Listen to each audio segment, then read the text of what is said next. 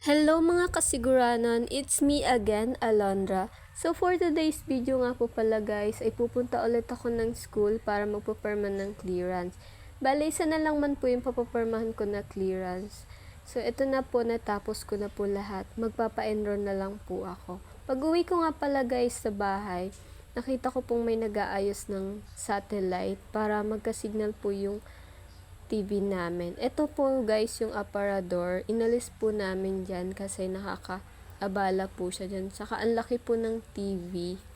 Hindi po siya kakasya dyan sa aparador. Kaya nilagay na lang po namin sa loob. So pagpasensya nyo na nga pala guys yung video. Magalaw po kasi yung kapatid po ng asawa ko yung nagbi-video dyan. Wala naman po kasing ibang magbi-video, kaya siya na lang yung pina-video ko.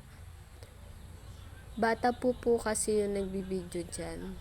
So, dito ko na lang po nilagay yung aparador. Tingnan nyo nga naman, nag-aaway pa kaming dalawa dyan kung anong papanuhin nga namin yung paglagay ng aparador dyan.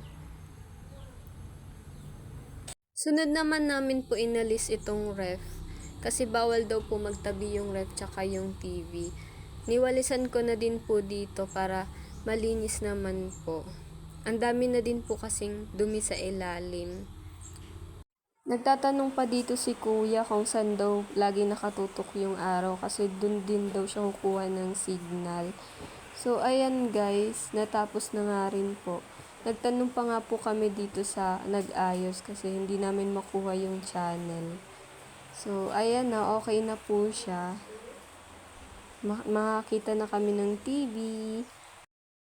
Grabe nga pala dito yung tuwa namin kasi meron na nga po pala kaming TV. So, hindi na kami maboboring. Ito nga pala yung aparador guys. So, ang ganda ng pagkalagay ko doon. So, nanonood na rin po sila ng TV. So, hanggang dito na lang po yung vlog ko. Thank you for watching. Please follow, like, and share. Bye!